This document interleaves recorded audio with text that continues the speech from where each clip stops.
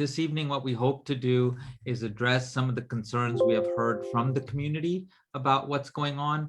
But I think more importantly, what we'd like to do is learn from you about what are the issues you'd like us to address, and get your advice as we lay out what we think is a robust and comprehensive plan to understand the full spectrum of health impacts on animals and humans from this long-term environmental contamination of insecticides in the Alton facility and the surrounding community.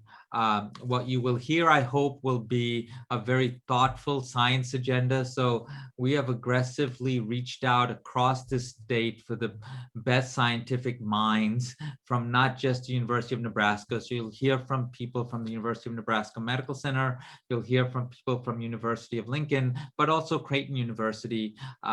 We have brilliant scientists there who are also joining us to try to put our heads together to say what is the best way to approach this problem. So we're fortunate also for that partnership, and we're bringing that to bear to help you think about what is the best way moving forward. So again, thank you very much, and looking forward to learning from you and getting your advice as we address some of these health effects. And back to you, Dr. Grimm, and thank you very much for moderating this evening. Absolutely. Thank you, Dean Kahn.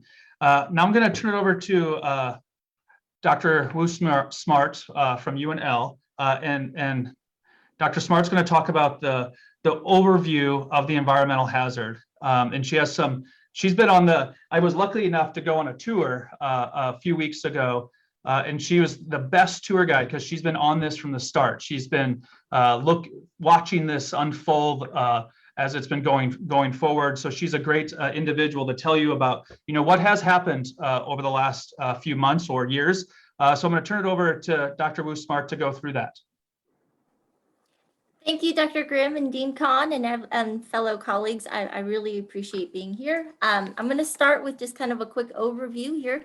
In typical ethanol facilities, harvested grains are the primary source of carbohydrates for ethanol production, and the solid byproduct is also known as wet cake or distiller's grain, and it's economically profitable as a livestock feed. The unique method of disposing of this outdated and surplus and pesticide-treated crop seed through ethanol production kind of began around 2015. The wet cake byproduct resulting from this practice contains elevated levels of several insecticides and fungicides.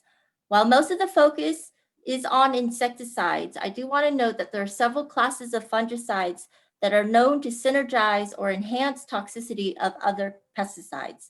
So state officials estimate roughly 33,000 tons of wet cake was land applied as a soil conditioner between 2018 and 19. In July of 2019, there was an estimated 26,000 tons of wet cake stocked on site, and currently it's estimated to be more than 84,000 tons of contaminated wet cake remaining in these distinct stockpiles indicated in the green highlighted areas on the map. Next slide, please. There's also an estimated 176 million gallons of wastewater contained in 3 interconnecting lagoons. And while in operation, the facility was producing roughly 100,000 gallons of wastewater per day and had a permit to discharge wastewater as land irrigation to multiple locations until 2019, but continued to discharge wastewater until 2020, despite violations prohibiting further land application of effluent. More recently, in February of this year, a biodigester leaked 4 million gallons of waste into the ditches, roadways, and local streams. Next slide. This is just another image. The previous one was an image of the 3 lagoons. This one is just an image of kind of the area of the facility, as well as potential streams that some of that waste might have gone through. Next slide. As mentioned before, insecticides such as neonicotinoids are the focus of concern here. Neonics are relatively newer class of insecticides chemically related to nicotines. They're called neonics for short. They are water soluble and neurotoxins, and they're notable for their systemic action, which allows the residues to move readily through the water, soil, and vegetation. There are 7 active compounds within this class of neonicotinoid insecticides. They're listed there. And in 2013, the European Union and several neighboring countries began restricting the use of certain neonicotinoids. And in 2018, the EU banned the 3 main neonicotinoids, clethianidin, imidacloprid, and thiamethoxam for all outdoor use. Several states in the US have also restricted usage of neonicotinoids out of concerns for pollinators like our bees. Next slide. The NDEE issued reports of noncompliance in 2018, 19, 20, and 21. The latest was because of the 4 million gallon wastewater spill due to the burst pipe in February. And on March 4th of this year, samples were collected at 6 public water supply wells selected because of the proximity to the facility, as well as known land applications of the facility's distiller grain and wastewater. Of those samples, 2 were collected at the University of Nebraska-Lincoln's Eastern Nebraska Research Center, or NREC site. 2 were at the Nebraska National Guard training site, and 2 other wells were connected to the Mead's public water system. Results showed non-detectable levels of neonicotinoids, strobins, and azole fungicides for those sampled wells. All testing data can be found at the website at the bottom of the page. Next slide. The Environmental Protection Agency, EPA, considers neonicotinoids in daily food and water intake to be safe at 40 to 70 parts per billion, depending on the specific compound. In the ULTA wastewater lagoons, thiamethoxam was found at 85,000 parts per billion, and clethianidin, which is actually a metabolite or breakdown product of thiamethoxam, and also more toxic than the apparent compound, was recorded at 58,000 parts per billion. Imidacloprid is considered the highest toxic among the neonicotinoid insecticides, was present at lower concentrations, but as you can see, the EPA aquatic life benchmarks are considerably lower too. So that means that the smaller the number, the less material it takes to potentially cause harm. There were also high levels of 10 other pesticides found in the lagoon wastewater. Solid waste contamination is much higher in the wet cakes compared to the wastewater in lagoons. And in June of 2019, state officials recorded clethianidin levels at a staggering 554,000 parts per billion in the wet cake. Next slide. Aquatic organisms and invertebrates, like my bees, are more sensitive to neonicotinoid insecticides. However, when NDE inquired to the EPA about potential adverse effects to wildlife, the EPA stated in a November 2020 email that the EPA has a comprehensive and robust assessment process for assessing the environmental effects of a chemical used as a pesticide.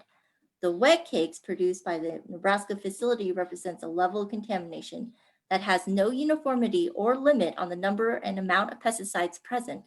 The EPA cannot conclude that a land application of wet cake will not result in unreasonable adverse effects on humans or the environment.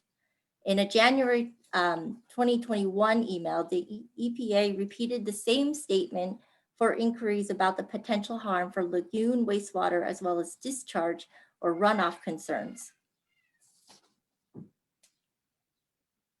That's it. Thank you very much. I want to pause there. I want to see if there's any questions. That was a lot of information. I want to see if there's any, before we jump into the proposed health response that we're going to take and that we're proposing. I wanted to see if there's any questions for Judy before I move forward. You can either chat those or you can come off mute and you can ask those. Either way works fine.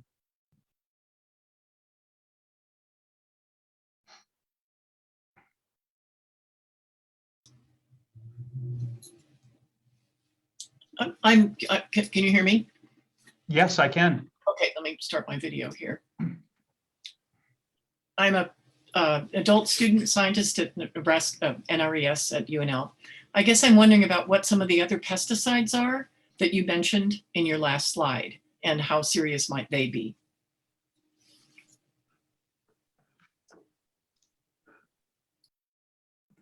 That's a great question. There's actually quite a number of compounds that were detected.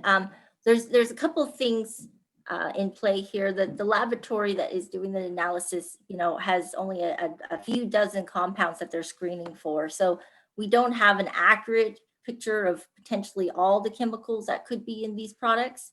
But there's the other compounds not mentioned that were at relatively high levels were mostly the fungicides, some of the azole and strobin-based fungicides.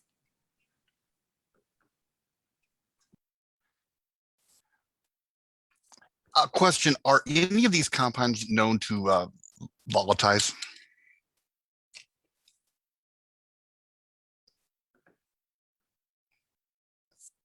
Were you able to get that?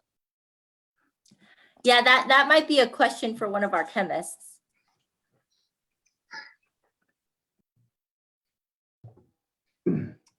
This is Dan Snow. Go ahead, Dan. They're not as volatile as the more legacy pesticides. They're highly water soluble, but they can occur in water vapor and in dust. So I think those are the exposure routes that we're looking at in airborne transport.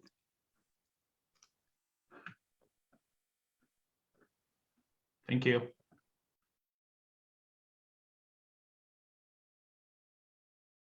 Okay, I think we'll keep moving. If questions come up, don't hesitate to put them in the chat or ask them, and I'll keep monitoring the chat. And if you have them, I'll hold them till the end, and we can ask them at the end.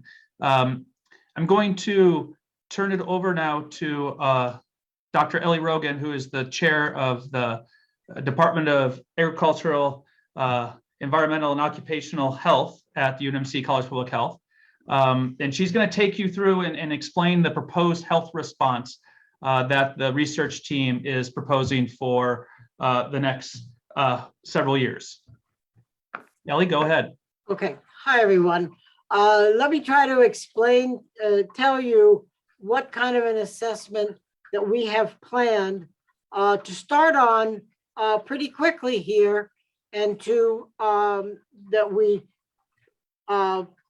think that we hope that we'll be able to continue doing for several years to try to understand what's happening to any possible contamination. So we have several aspects to this. First of all, we're going to analyze these neonicotinoids and fungicides and their transformation products in that we already know are present in this wet cake byproduct and also in wastewater.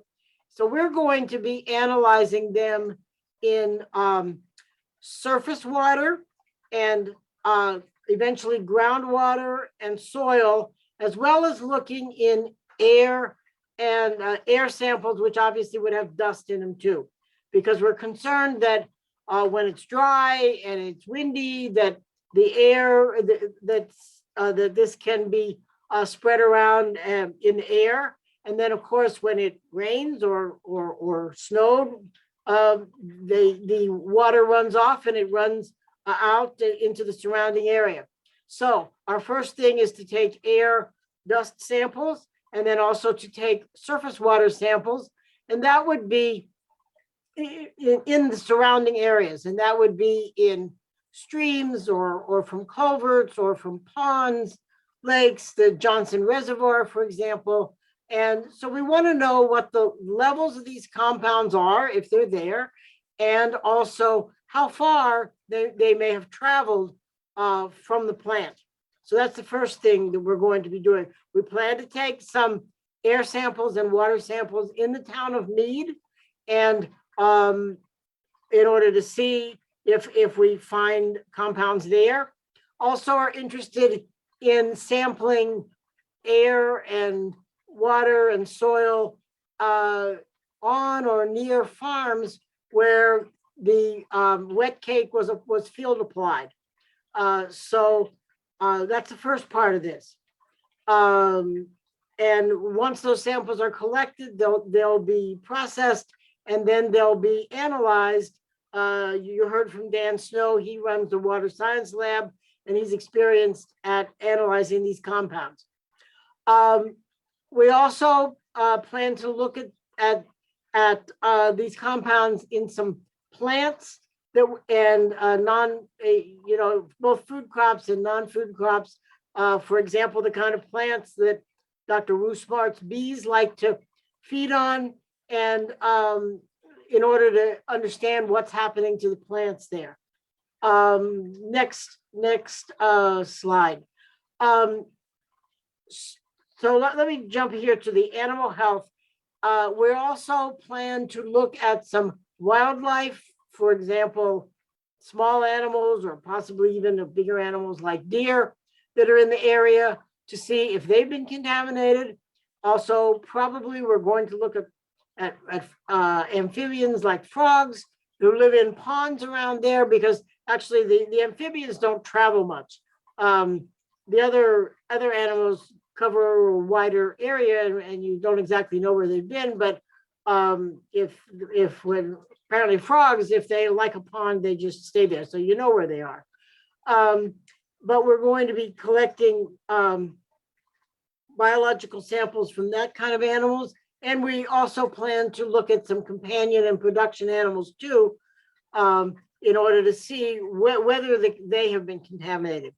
So the last part of this, and one of the most important parts, is to look at human health. So that'll be done somewhat differently. First of all, we're going to do a community assessment, a survey of people living in Mead and the surrounding area. Anybody that wants to volunteer for this survey, any adult that wants to volunteer for this survey, also those who are living on or near farms where the wet cake was field applied, we would be happy to have you in our survey in order to understand what adverse health effects you think have occurred, may have occurred because of contamination from Mead, from the ULTA plant. We hope each of those volunteers will also give us a blood sample and a urine sample, which we would then process for the higher level contaminants that we found out in the environment. We're able also to do a review of hospital records so that we can look and see whether some adverse health effects have risen significantly in the last few years in the area, which would suggest that they might be related to contamination from the plant. And lastly, we will be establishing a medical registry for both adults and children, so that you can get your name on a list, and we'll check back with you in this registry periodically over, let's say, the next 10 years, and see whether there are any other health effects that start appearing later, that because it took longer for them to actually manifest themselves than things that have already turned up. So that's a brief overview of the comprehensive study that we're planning to do. And I think I've pretty well covered that. Well, let's talk about the proposed timeline here. So actually, we're having the town hall now in April. We're going to start sampling now air and water as right now that we've had the town hall, because we wanted you to know about it first. And we will then continue sampling throughout the year, and as it seems efficacious to do so. We expect to start in May the survey of perceived human health effects. That takes us longer to get started because we have to get approval to do anything with humans. So we're going to start that survey. And of course, as these samples, these environmental samples and the animal samples, et cetera, are taken, they then will be analyzed for these compounds. And as you can see, all these activities will continue. We have a website. I know somebody's going to tell you what the website is. That'll come up on some slide here. And that's been established as our sampling continues. We'll put records of samplings up on the website, and eventually when the data have been analyzed and can be shared publicly, we'll put those up there. We also plan to have periodic town hall meetings. We've got one on the calendar for August. We thought that'd be a good guess. And the data analysis will continue. And so this is what we imagine for we've planned for the first year. I think that pretty well covers the timeline. And now just to tell you who's involved with this, I'm involved as the project lead. I get to organize everybody. Dean Kahn is advising us because he has a lot of experience with such studies. Brandon Grimm, that's been moderating this meeting, is our community engagement person. You've met Tara Ewing from Three Rivers, who's the community lead. Chandran Ashutan from here in the College of Public Health is the person analyzing air and dust samples. Judy Wu Smart from UNL is our environment, and the person who is working on bees and other pollinators. Liz Van Wormer from UNL with surveying the animals.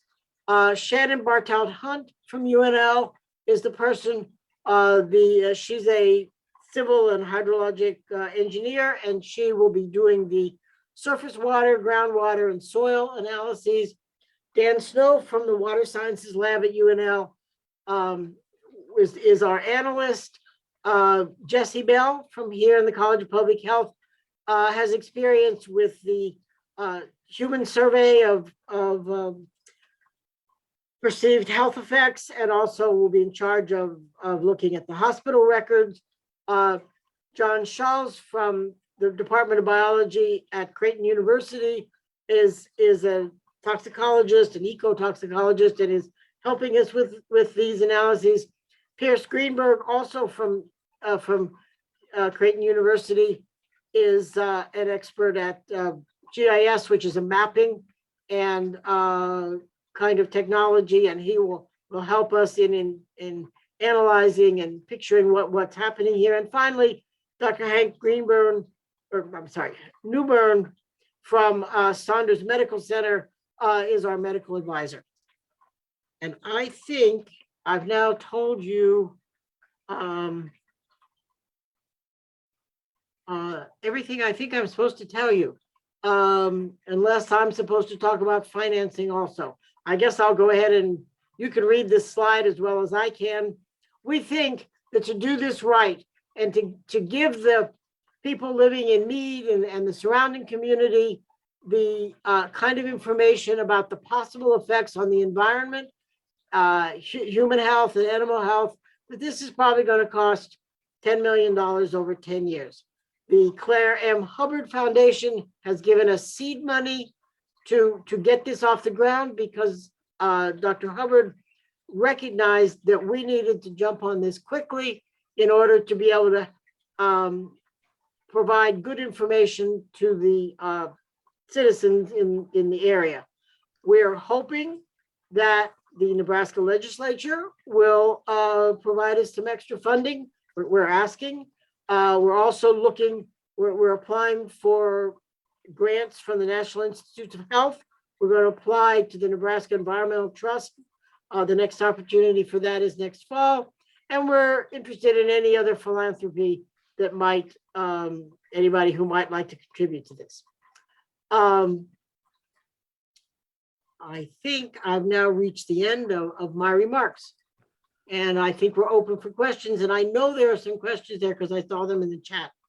Yes, thank you very much, Ellie. We do have some questions, and I'll go through them, and then anyone on the team that can answer them. I wanted to read one, and I think it was answered unless there was anyone else that had more information. There was a first question that says, has any neonic testing been done at the ethanol plant's cattle feedlot, also known as Mead Cattle Company, specifically the feedlot's manure pits, feedlot soil, and feedlot water wells or water sources, to be clear, the feedlot is part of the ULTA facility.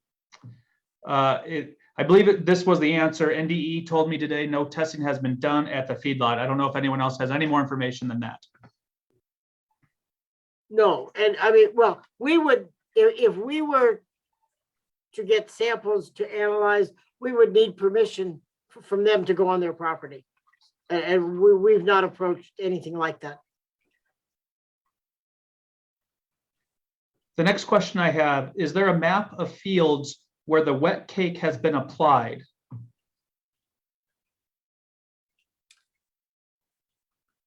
No, I don't, I'm not aware that that has been mapped yet. We have been contacted by some people who either applied it or are living next door to where it was applied. I think we're probably going to have to rely on people to let us know where those fields are. Ellie, this is Dan Snow. We received some information on where the wet cake was Oh, applied, okay. and we're creating a map so that we know Oh, where to target soil sampling. good.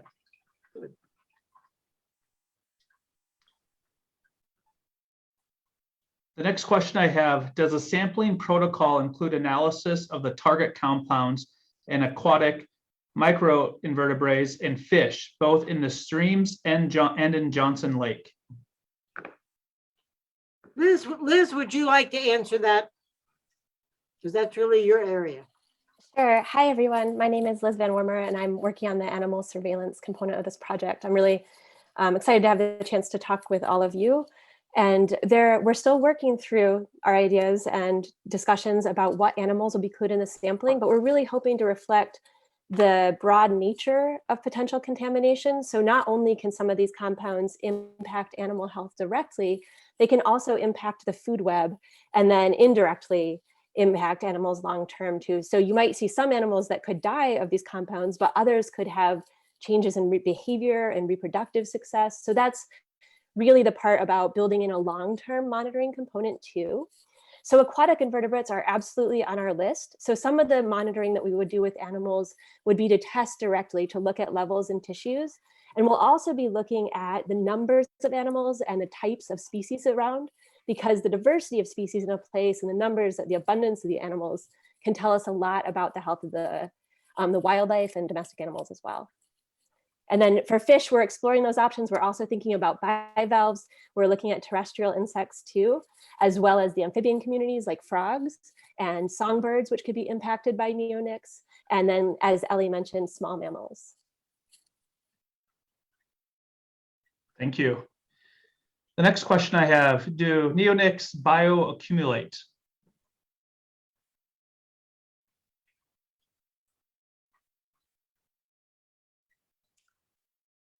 I don't know the answer to that at this point.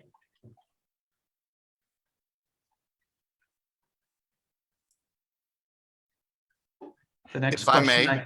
Go ahead. Oh, I was just going to ask if there's been any established numbers related to like a body burden, or is, because these are so water soluble, do you not develop, an ongoing body burden?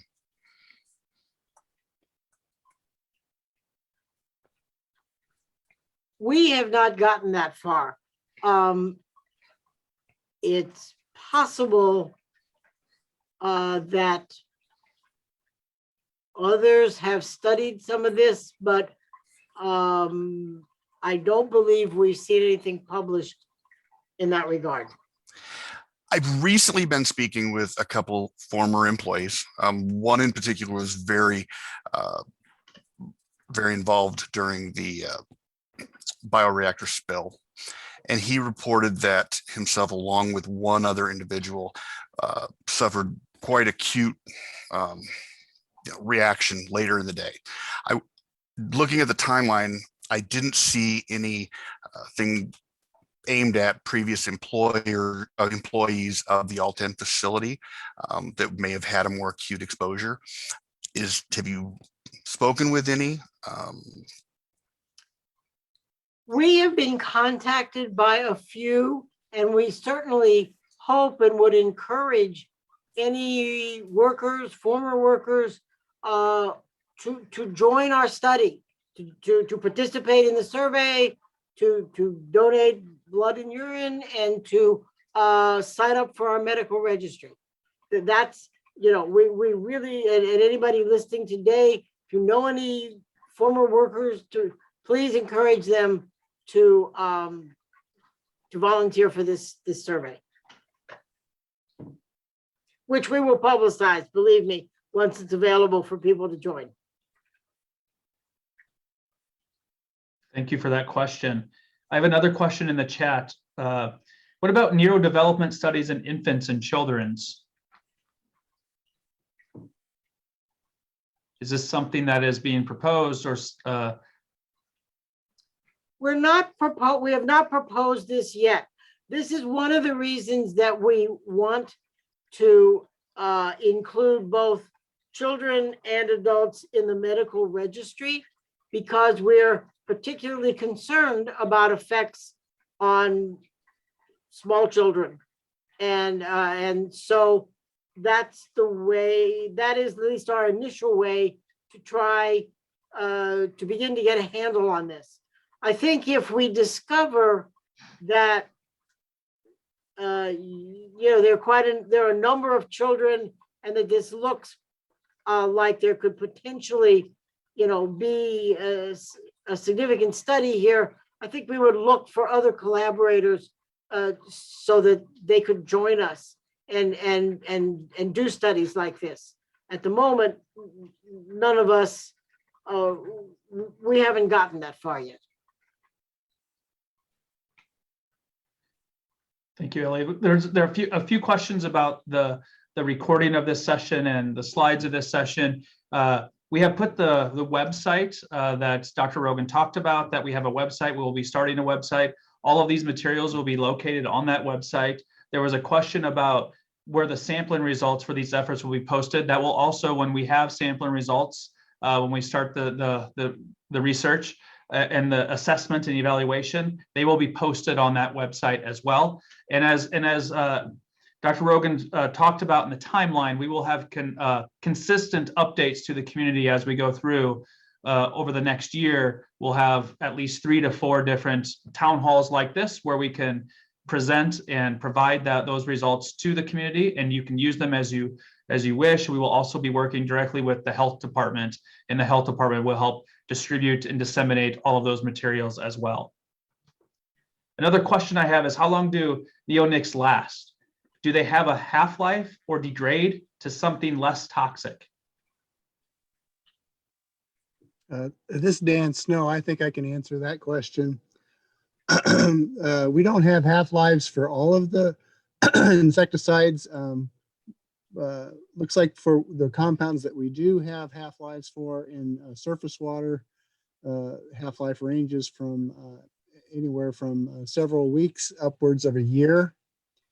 In soil, the half-life tends to range from a month up to 3 years. So depending on the conditions in soil, they can be fairly persistent. And I'd like to respond to the question on bioaccumulation.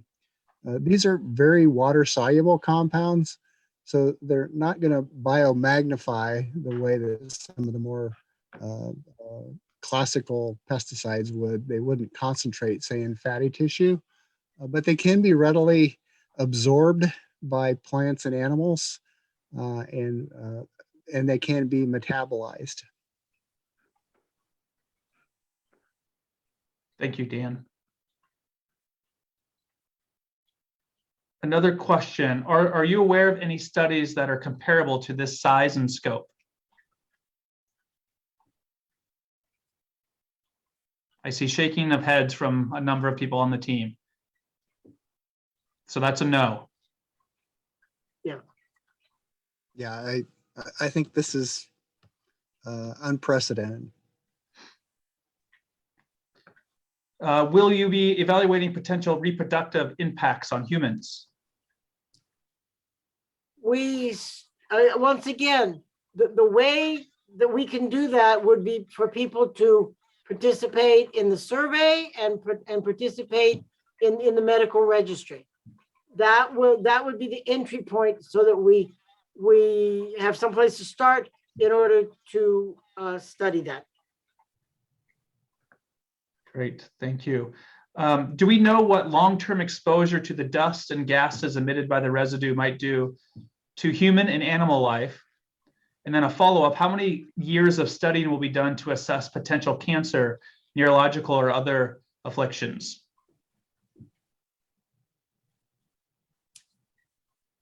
Our plan at the moment is to go out 10 years.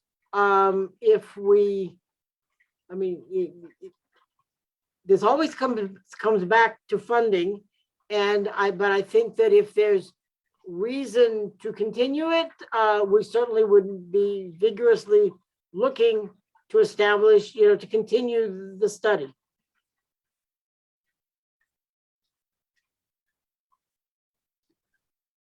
Another question, are previous samples related to the ULTA facility archived? And if so, will they be retested as they relate to neonics?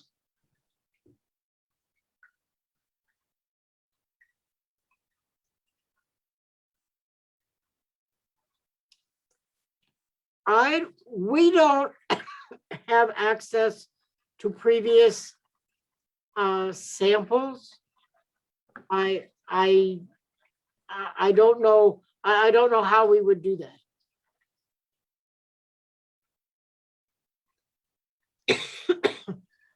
Next question, do we know the names of every pesticide and fungicide deposited in those piles? No. I don't think so, yes. Another question about just the logistics of some of the sampling. Where and how will the human biological sampling happen?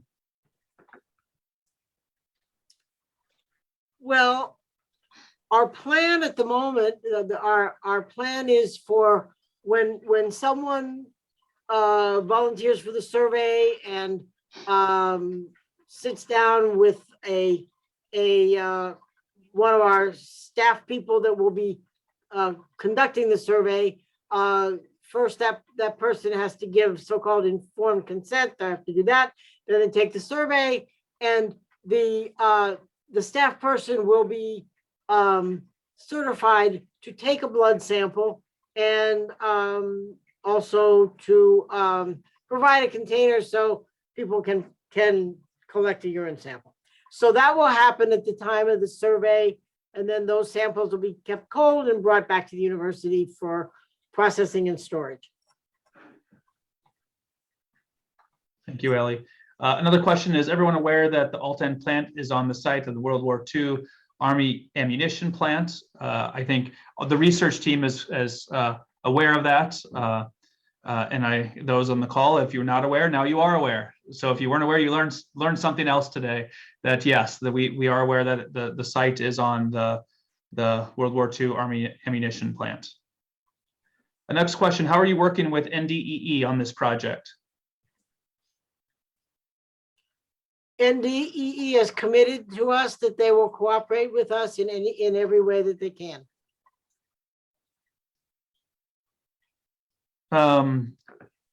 Is ULTA participating in any part of this study?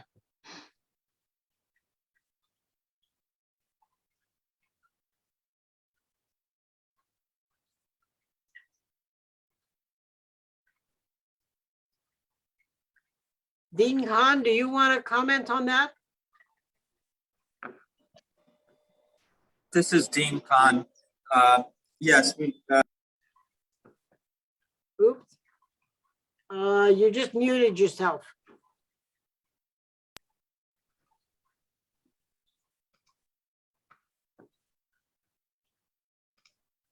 Or he was disconnected? Hmm.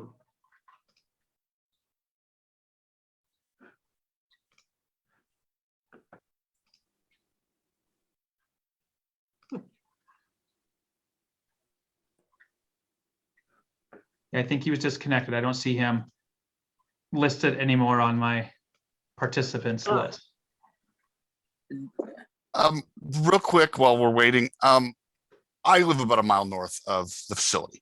And when I moved into the area, a kind neighbor warned me that there was a sample well across the street from my property, and that if I saw someone in full hazmat gear doing water samples, it was not anything to be concerned about. This is all related to the Superfund cleanup site. So there are established a grid of test wells throughout the area. Do you have access to any of that information? Not so far, and we haven't asked for that thus far. We certainly could, and we will if it seems like it will be useful in understanding patterns of contamination. Ellie?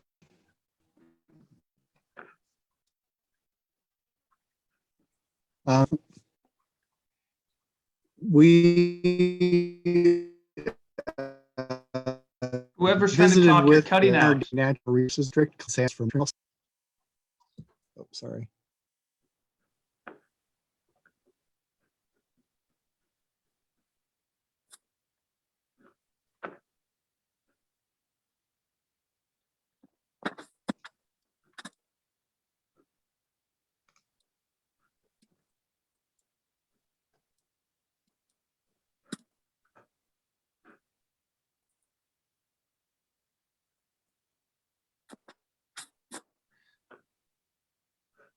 I don't know if John's trying to talk.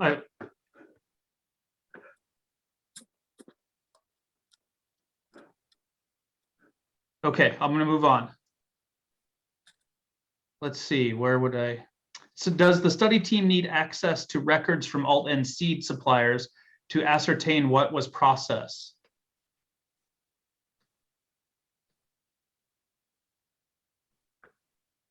And this is following up on not knowing what pesticides and fungicides are in the piles. Do we need that information? I don't think we need that information.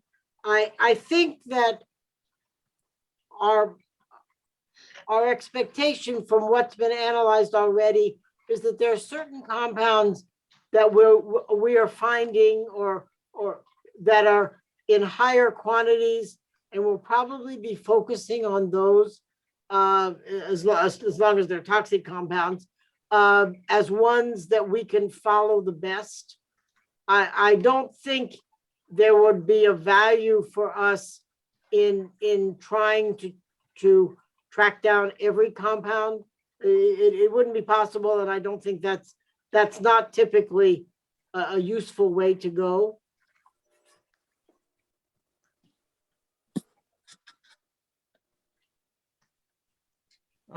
Also, Dean Kahn was able to put chat in the chat box because he got cut out, and he was answering the question about ULTA, and it says, yes, ULTA and Bayer have reached out to help cooperate with this monitoring effort. So the answer is yes, that he has been contacted by them.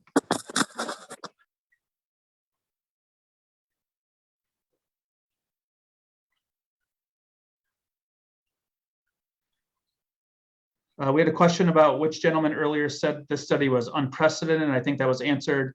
I believe that was Dan Snow.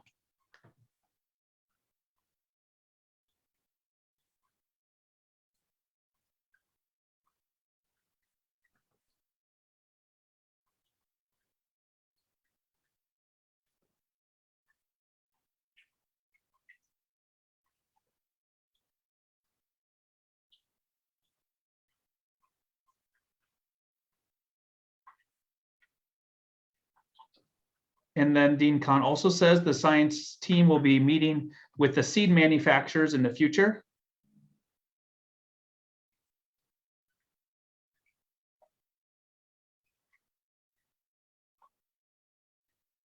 And Dan Snow also says, in answer to the earlier question about monitoring wells, we plan to collect groundwater samples from the area. The Lower Platte North NRD will assist with water sampling efforts.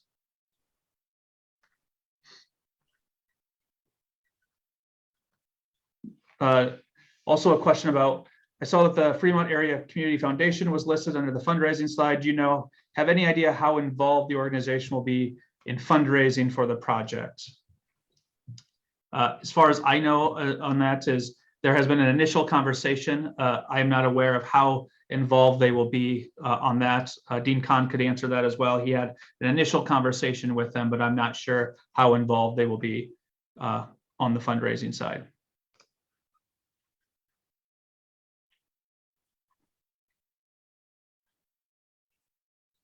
This is Dean Kahn. We had an excellent conversation with the director of the Fremont Area Community Fund and their incoming president, and they offered us the opportunity to discuss this project with the board next month. And I believe Dr. Ellie Rogan will be having a conversation with the board next month.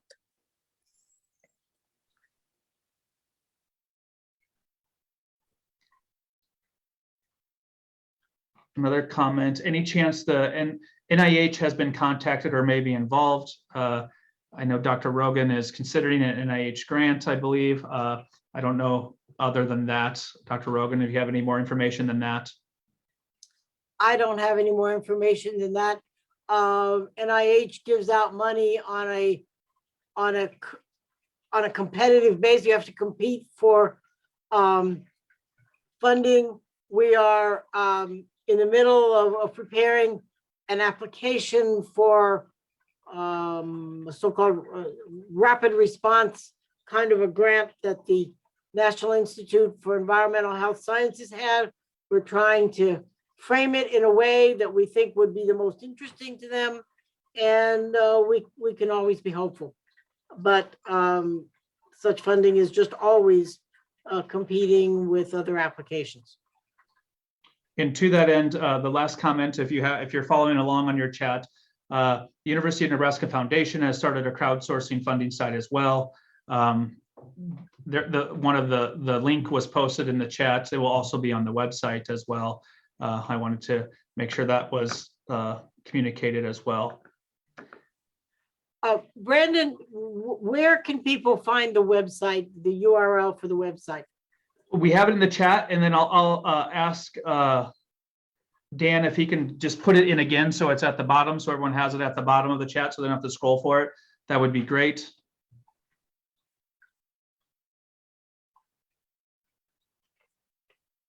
And if I said Dan, I meant Greg. So there it is again, Greg Brown, who is our website administrator and marketing guru. That's the website that where all the materials will be posted throughout this project.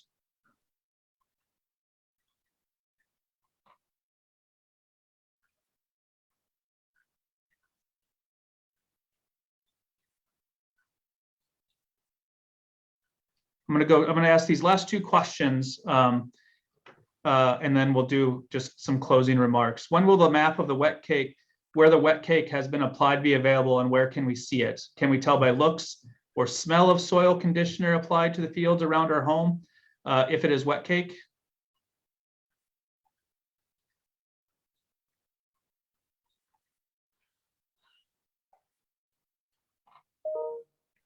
I think Dan Snow's the person who would have to give an estimate of when the map will be available. Yeah, and I think an answer before is we don't right now we don't know where they applied, I think was the answer earlier, to which fields, but I could be wrong on that. I'm trying to remember back to one of our first answers. I said we didn't know. Dan said that they were working on a map, but frankly, I don't know who's exactly involved in that. I could at least comment, I have visited some of the locations where the soil conditioner was applied, and some of that product was applied and spread across the field. So that occurred a few years ago in 2018 and 19. You can't see any kind of notable coloration, but if you are close, you can smell that there is an odor to the soil.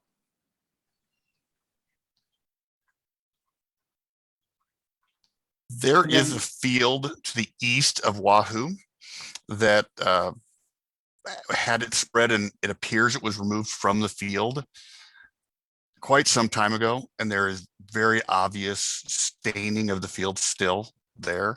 If that would, I would think, would be a good sample site. Would you possibly send us some coordinates on how to find that field? Absolutely. I can forward that on to you.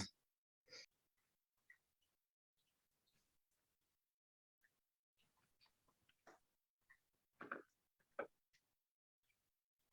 think one last question. Has ULTA been mixing water from its lagoons with manure from Mead cattle companies provide a liquid fertilizer for neighboring landowners? And if you know, could that land be included in this study? I'm not sure we have the answer to that, but maybe someone does.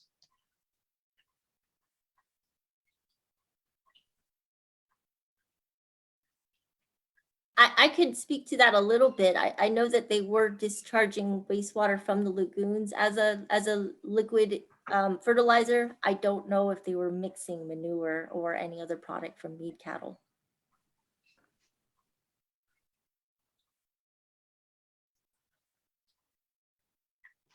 Thank you for that, Judy.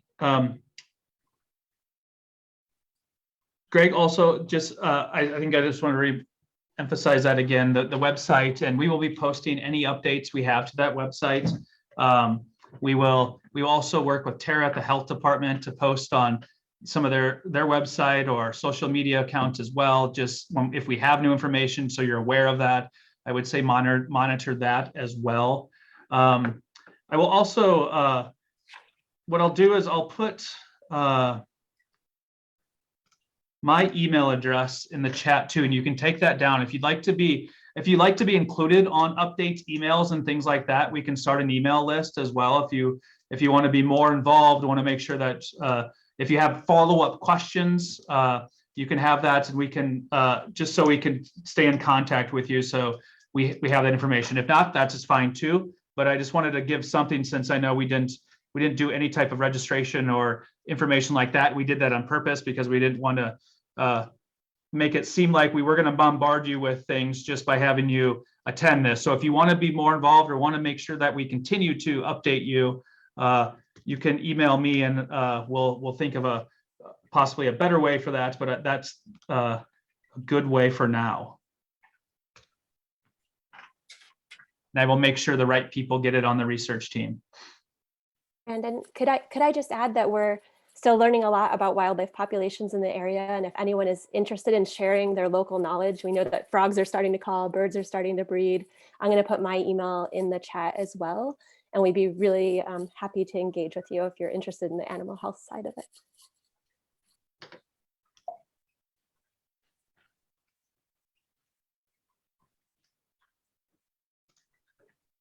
Thank you for that. I think we're that's all we have. Obviously, there's a lot of questions. There's a lot of unanswered questions that we still have. I think this is step one to inform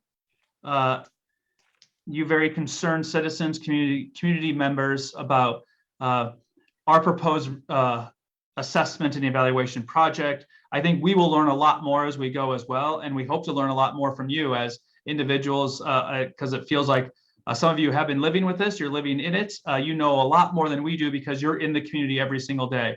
And we want to make sure that we are good partners with you. I think that was the biggest reason that we wanted to do this as well, that we're not doing this just as an academic experience. We want to do this because we are committed to Nebraska and committed to making sure the health of all Nebraskans, as state institutions, especially UNL and UNMC and Creighton University, are very committed to this. So that's the biggest reason we wanted to do this evening. And as I said, if you have any other follow-up questions, don't hesitate to reach out to me and I will get it to the right person. I know Dean Kahn is also very open, and if he wants to say anything as we close out as well, that'd be great. I know his emails are always open, his phone is always open for questions as well. So Dean Kahn, do you want to say anything? I wanted to thank everybody again for their engagement. And again, for us, this is a learning and advice opportunity. We want to understand what's of concern to the community and how do we best meet the community needs, which is why we thought that having this town hall meeting was so critical before we engaged in any activities whatsoever, to be honest with you, besides a tour that we took with Dr. Wu-Smart a couple of days ago of the area. And we look forward to continuing to working with all of you as we move forward to address the issues that I heard over the course of the last hour. And I should have mentioned earlier, apologies, I apparently cut off, that in addition to this great science team, we have had good support. The ULTA site manager has offered to meet with us and discuss the issues. We've also met with one of the toxicologists from Bayer Seed Company, who is going to propose a meeting with other seed companies to help us best understand what they know about these fungicides and insecticides and the health impacts, which at the end of the day for us, and I know for you, it's all about the health impacts. What's the impact for the humans? What's the impact on the animals and the insects there within our community? How do we understand that best? How do we mitigate those? What's possible? And how do we continue to share this information with the community over the next couple of months as we get started? So again, thank you. And as Dr. Grimm just said, my email address is available to everybody, as is my cell phone. The college always wants to be a responsive partner in the state for health issues as they arise. So thank you again. Thank you all very much and have a good evening. And again, thank you, Tara, at the local health department as well. Thank you, Dr. Grimm. And once again, thank you to everybody who attended this night to really just understand the foundation of what the university is proposing. So thank you. Good night, everybody.